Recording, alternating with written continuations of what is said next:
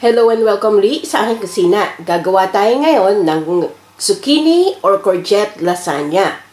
And here are the following ingredients. We have 750 grams of mixed beef and pork mince. Gagamit tayo ng ready-made na 500 grams of bolognese sauce, yung no added sugar ang gagamitin nyo. Gagamit din tayo ng oil for sauteing. 1 onion chopped. 4 to 5 pieces of garlic mince, 1 cup of mozzarella cheese grated, and 1 cup grated cheddar cheese. And of course, yung ating zucchini, 4 to 5 pieces, ito is thinly sliced. Gagamit din tayo ng salt and pepper to taste, at optional ingredients na mixed herbs. So, ang lahat ng ingredients at exact measurements, makikita nyo ang link sa description box. Paki-check na lang. Ang ating first step, magpe-preheat lang tayo ng oil dito sa ating pan. And then, i-render natin yung ating minced pork and minced beef. So, make sure na durog ito, na para hiwa-hiwalay siya.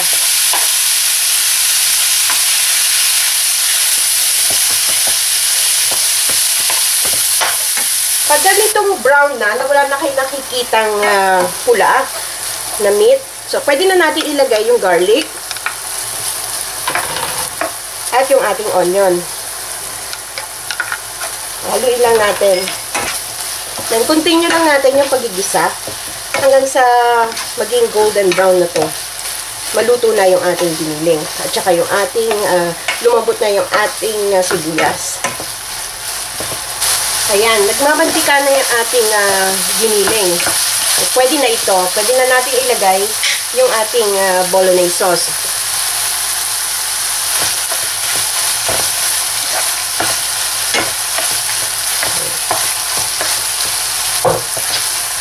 Haluin lang natin ito.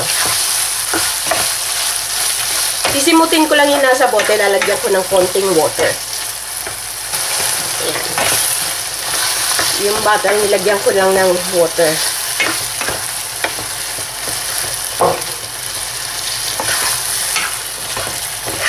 Ayan natin maigi. Then, hinaan lang natin yung apoy. Medyo sa, low heat lang tayo. So, pwede na rin kayong after 15 minutes, so, pwede na ito. Pwede na natin itong patay. Ang ating next step, dito sa ating Pyrex, hinilera ko na yung na-slice zucchini natin. Then, yung naluto nating sauce, ilagay lang natin sa ibabaw. So, para lang talagang lasagna. Ang kaibahan lang, hindi tayo gagamit ng lasagna sheet. Spread lang natin ito.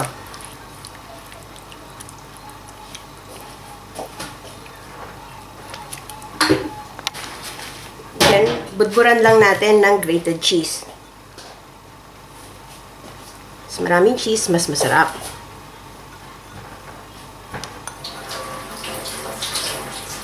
Then, mag-proceed tayo sa ating second layer. So, ganun lang. Tuloy lang natin to hanggang matapos natin lahat. So, dito sa ating second layer, yung maliliit na may space nilagay ko. So, ganun ulit. Spread natin ulit. So, ito na yung ating second layer. So, lagyan ko ulit ng ating cheese. Cheddar cheese.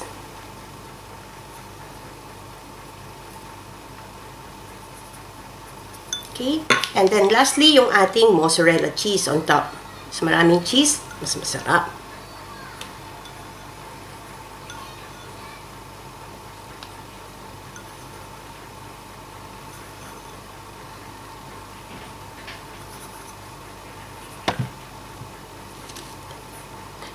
This one is ready for baking.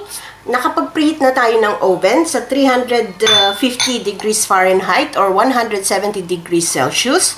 Ibe-bake natin to for 15 to 20 minutes. After 20 minutes sa oven, ito na ang ating zucchini pasta. So, palamigin lang natin to ng konti. Let it stand for about 10 minutes bago natin to i-serve. So, sana magustuhan nyo itong recipe na ito and share it with your friends.